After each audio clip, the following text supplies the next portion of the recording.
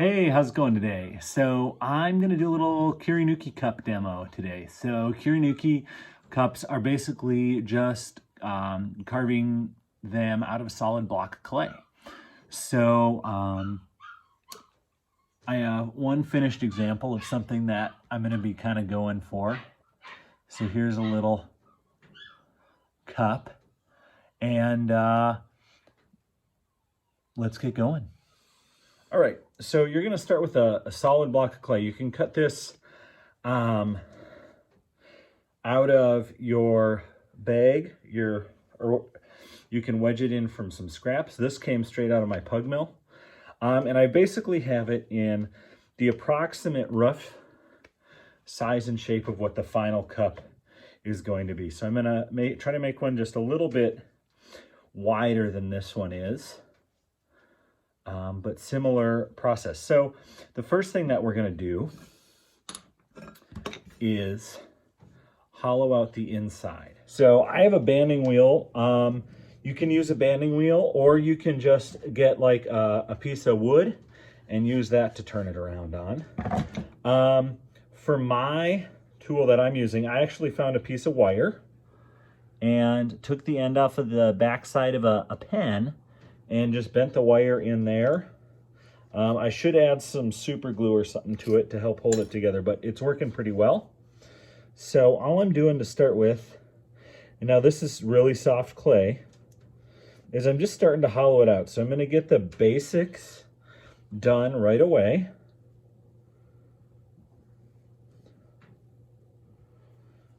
And then we'll finish it here afterward, once it firms up. So it's got to be firmer than leather hard.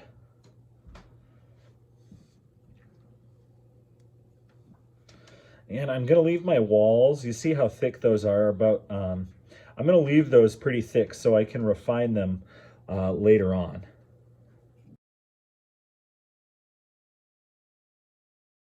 I am supporting the outside of the wall, so I have a little bit of a sense of how thick or thin I'm going.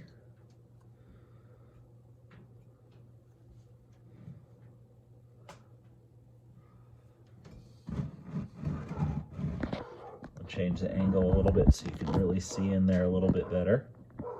I have to pardon the dogs in the background.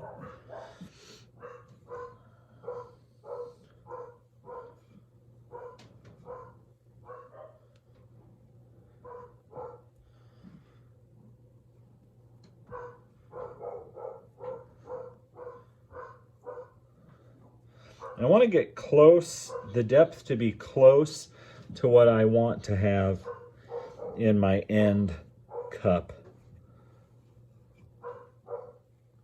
Doesn't have to be exact, but I want to be close to what that's going to be.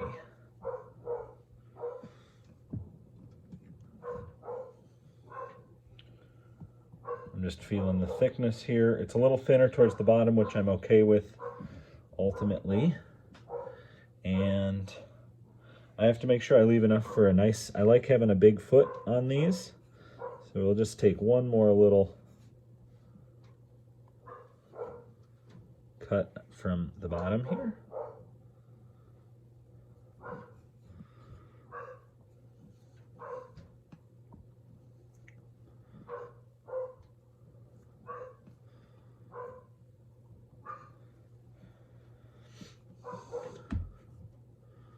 All right, so we've got our hollowed out piece here, and I've got about,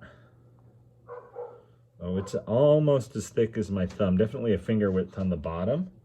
And I'm just gonna start the foot just ever so here.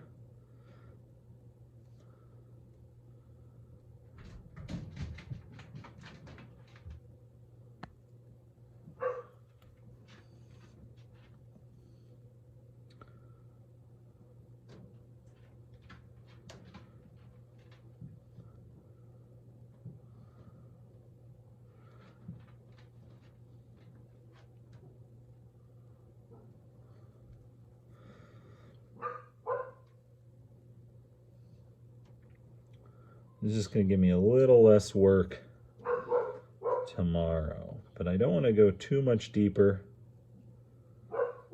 right now, as the clay is so soft.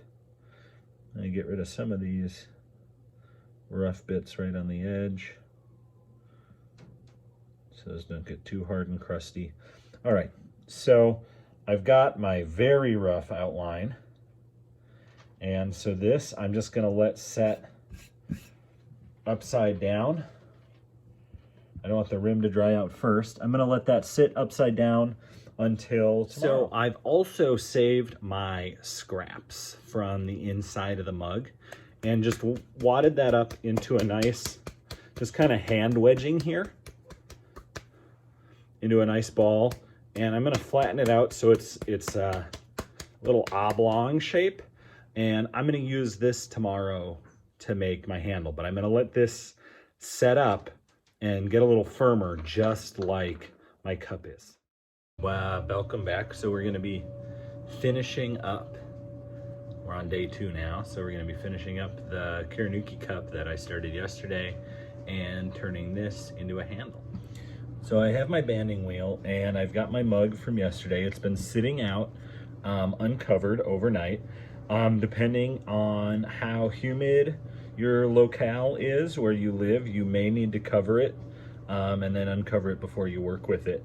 So I'm just kind of feeling the bottom to see how thick or thin that is. I definitely have a little bit of clay, a little more clay I want to take out. I'm gonna even flatten out the inside here, and then we're gonna refine the shape a little bit. So I like the size of it on the exterior. I'll take a little bit off to get the right texture on the outside, but it's mostly I'm gonna be working on the inside. So I find that for me at this point, a fettling knife is pretty helpful, and I can just go in there and start to shave off all the extra clay. So as far as the consistency of the clay goes, it's maybe a little on the firm side of leather hard, but not too much.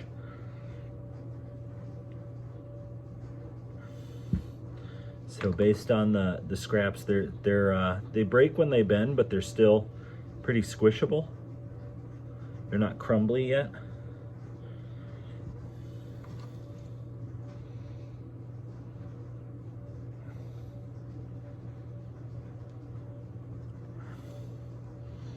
And so you can see how that is starting to get this texture here, which I really like. And I'm starting to thin out the walls as I do this. So now, instead of just doing like the top half in here, I'm working my way down towards that bottom corner, making sure that the tip of my fettling knife doesn't go through the bottom.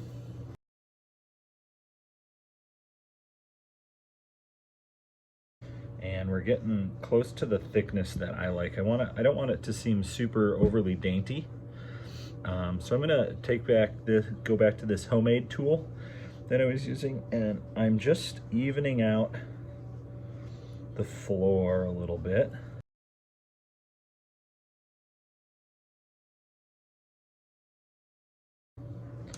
All right, there we go.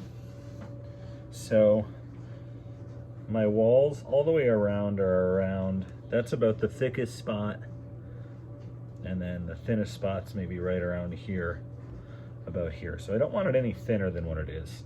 And I'm gonna come back to the bottom here in just a moment.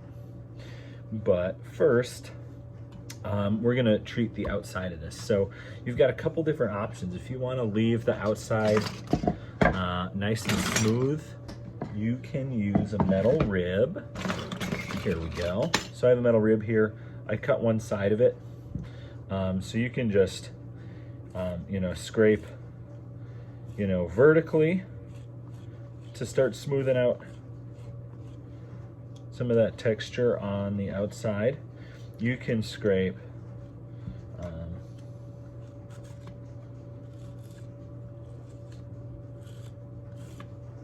horizontally to start to remove some of that texture.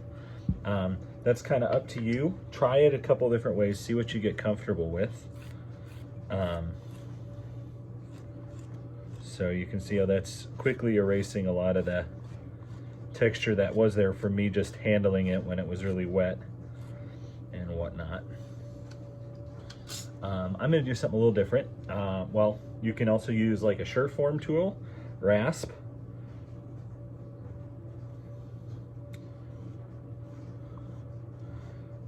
Which if you do that, it's going to take a little bit more clay off, and it's going to leave the relatively distinctive texture of a Sureform tool, which some people like. Sometimes people think that that's like extra unnecessary information. You can Sureform it like this, and then you can go back with like a metal rib and scrape some of that texture back off and start to work on smoothing that. You'll notice a lot of the times I'm using my metal rib as a scraper. You can also use it then if you want to compress those particles. You don't want to see the grog in your clay, for example. I'm holding it at a compression angle as opposed to so 90 degrees is going to scrape it, and then less than that's going to start to smooth it out. I'm going to use a vegetable peeler because I want to have some facets and that cut look on the outside. So I'm going to start peeling the outside. And this tool I found really, this clay could even be a little harder and it would work really well.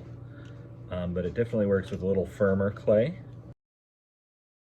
I'm not trying to spread this out. I want it to look kind of rough carved and not so, you know, perfectly spaced or anything like that. So I'm feeling the exterior. There's a little bit of a thick spot right on the inside here, so I'm gonna refine that a little bit.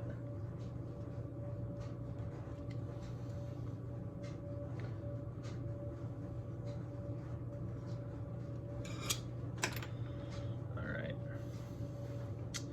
there we go. So this is starting to look like the shape that I was going for. I'm gonna take a little bit more clay off on the bottom. So I've got it flipped over here, and I'm gonna go back to using, I'm gonna use a Dolan tool for this one. I've got this number, what is it, 405, I think. This guy here from Dolan's. And I'm just gonna peel. It's kind of like peeling an apple with a paring knife. Get some extra clay off of the foot.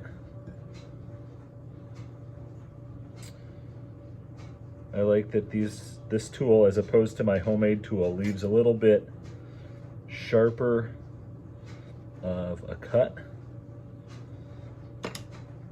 And now I'm just going through and I'm kind of feeling the thickness. And there's definitely enough clay for me to take some more off. And I don't mind some variation on this cut bit here. In fact, I'd rather like some. So you can be as meticulous and try to get everything really even, or you can find some tools that leave marks that you're interested in and enjoy the aesthetic quality of the actual marks left by the tools you're using, and then emphasize that. That's up to you. And then I'm just going to define the foot a little bit better with the other end of this. So I'm just doing a little bit of an undercut. If I were to put a runny glaze on here, that would catch the runny glaze. I've been trying to make a bunch of these just to see, you know, a different making method, and I've kind of been enjoying it. I've been making a series of teapots that are, other than the body, are a lot of hand building and carving involved, and I've been really enjoying them. And so the Kurinuki is just kind of taking that one step farther, and it's something that, you know, if you're somebody who's the member of a studio and you don't have access to a wheel right now because of our lovely quarantine, you know, this is something you can do with the tools you have at home, or you can buy, you know, get some tools on Amazon. You can use whatever you get in your kitchen, you know. This is a homemade tool here. Instead of a fettling knife, you could find like a flexible butter knife. You could use just like a steak knife, an old steak knife. You know, kebab sticks are a wonderful tool.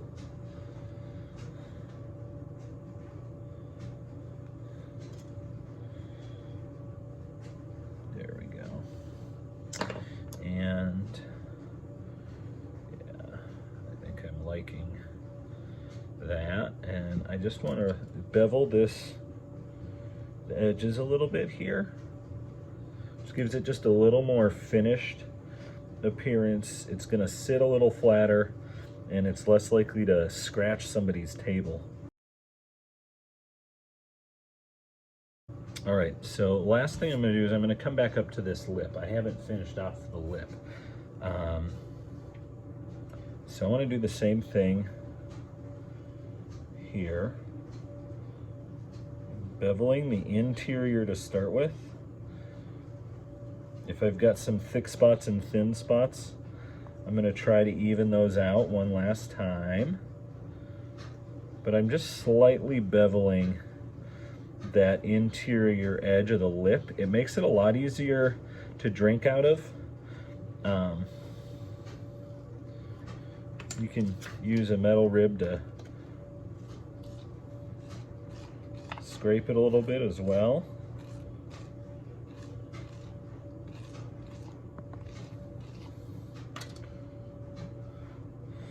I like having a little bit of a visual, you can actually see the bevel. You could smooth that bevel into the interior of the cup so it doesn't look like it's there. I like it, so I'm going to leave it. And I'm just going to smooth out the outside edge just a little bit.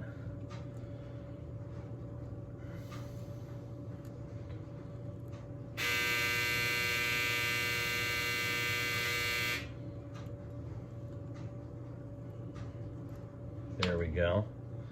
So you can start to see what that's looking like. And the last little step, I want it nice and smooth on the actual lip. So I'm running my finger across it, and then I'm going to take a sponge. This is the sponge that comes inside of your cone pack boxes. If you've got your own kiln and you're firing your own kiln with cones, that's where I get this sponge from. Makeup sponges work really well as also. And I'm just getting it a little bit wet and wringing it out. So just this part's just a smidge damp.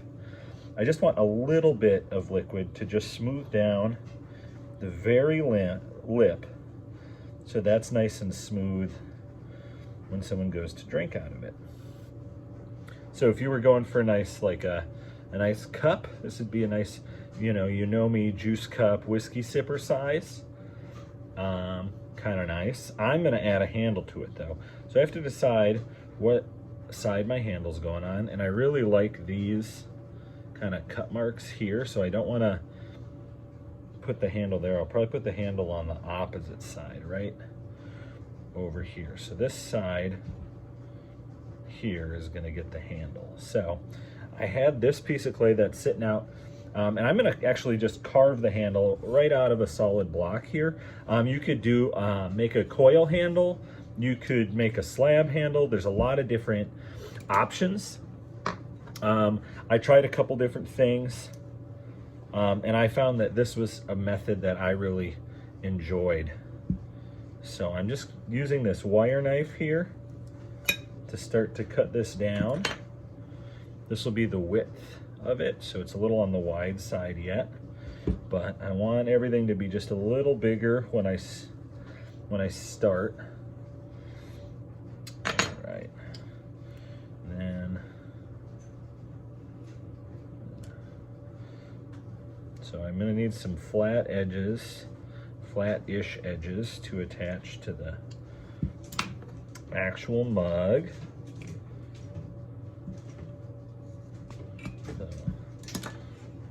So that's going to be the handle.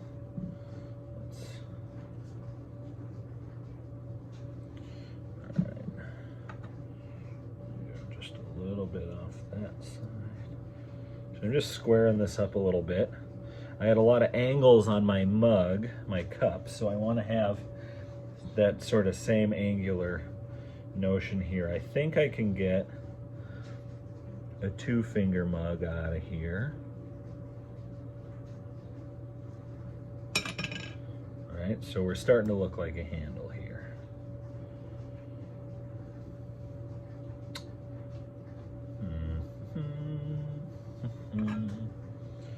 All right, so these might be a good size for my attachments, but they're much too large at this point in the mug. So what I'm gonna do is I'm gonna cut down at an angle to thin those out a bit. And I'm gonna do the same thing on the other side.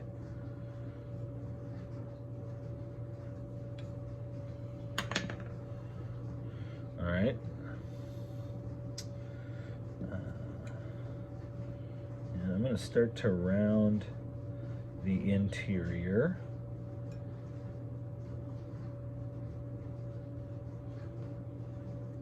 So that this is starting to be a more pleasant shape for my fingers. This might just be a 1-finger handle, I'm thinking. This mug is small enough where a 1-finger handle would be just fine.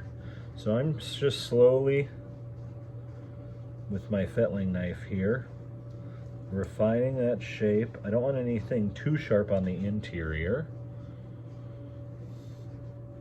And see, I like larger attachments, so I'm going to cut off some of the,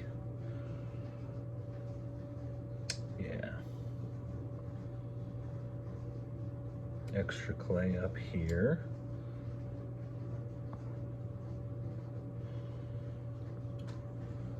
So that's going to be the bottom attachment.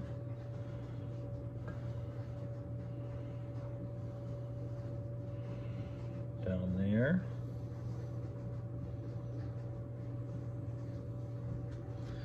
And my top attachment, I'm using the banding wheel or the table or whatever for some support so I don't bend it too much. All right, so we're gonna have a little bit of a, I can either put that, I think it'll be nicer on the top. So we're just keep refining the shape of everything until it's something you're happy with and enjoy. So this is a little wide in here yet. I like this size of it right down in there, so we're gonna, let's see, get rid of a little bit more here.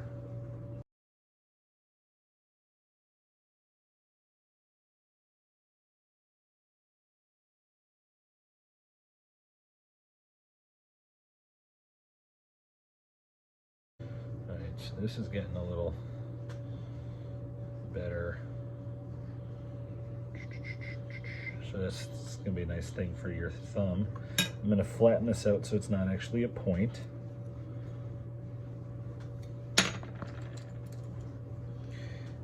And just refining some of these angles here.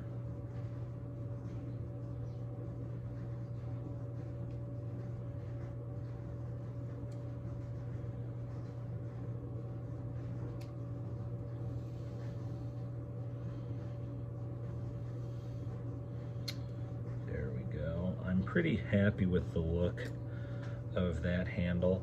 It feels pretty comfortable. So I'm gonna put it right.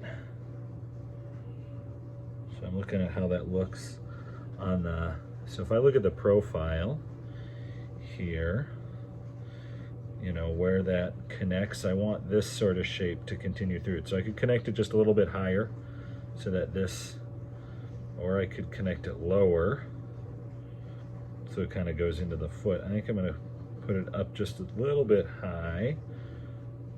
So what I'm looking at is this kind of line traveling through here and up there. A little bit of gap here will do its service. So I'm just going to mark where I need to slip and score.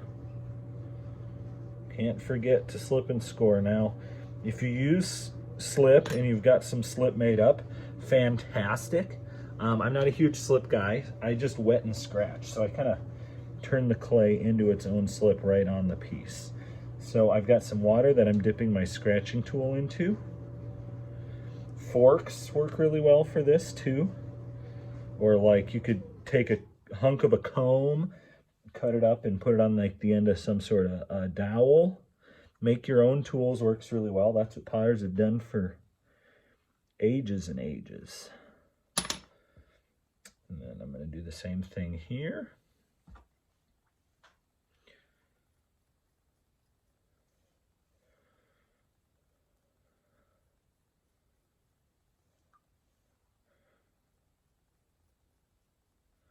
Actually, before I attach it, this one's a little blocky on the bottom, so I'm just going to tweak this a little bit, just to add a little bit of visual interest to this one here.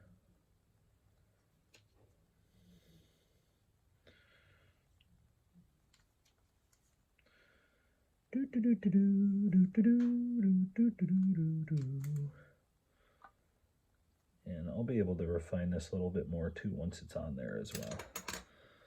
All right, so now we got to line them up here.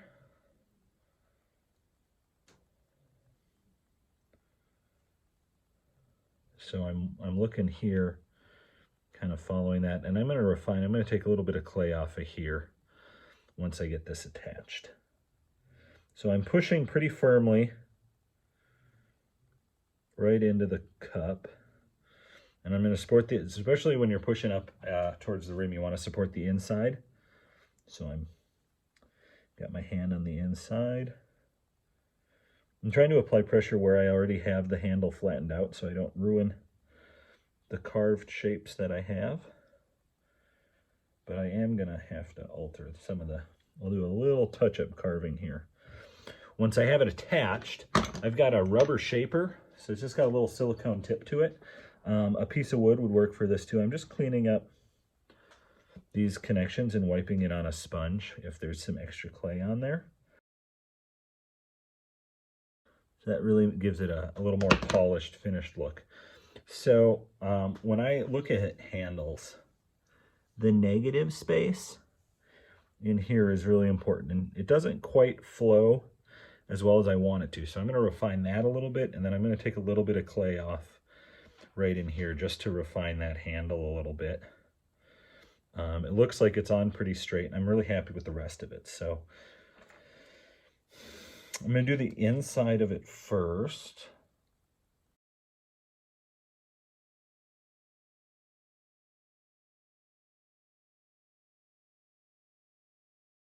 All right, so I'm much happier with the internal space there. Comfortable one finger and change for me. I'd say, you know, most of you ladies with some daintier hands, definitely a 2-finger mug for sure. And then we've got quite a bit of extra clay. You know, this might even be some handle that you might like to put on your wheel throne or slab built work. I might have mentioned this earlier in the video or yesterday, but this texture reminds me of like carved wood, like little wood figurines. I had some when I was a kid, like a sailor and stuff that were all carved. And so these sort of, the way these are facets reminds me of that a lot. So on the bottom here, I'm just curving a little bit of a nook to rest the little indent here. When I hold, especially with 1 or 2 finger, well, 1, 2, and 3 finger mugs, I always end up resting one of my fingers right down underneath there. So that's why I'm just giving it a little space to rest there. Yeah. So that's pretty comfortable. It's not too thin in the middle here, so it's not going to cut into my fingers. This curve here, you'll see how they kind of go back in towards each other.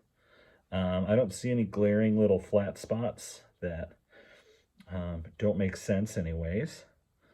So I'm pretty happy with this. So that's all 100% hand-built, carved mug right there. And the last thing you've always got to do is stamp your work. And I've got some clay stuck in my stamp here. So I'm going to put my stamp. I always put it down right by the handle. So we'll go right there on this one. There we go. Since this was cut out of a solid block of clay, you may want to cover this so it dries just a little bit more slowly. I would definitely, let mine dry upside down. But there you go. Enjoy making your own Kurinuki mug and put your own style and voice into it. Good luck.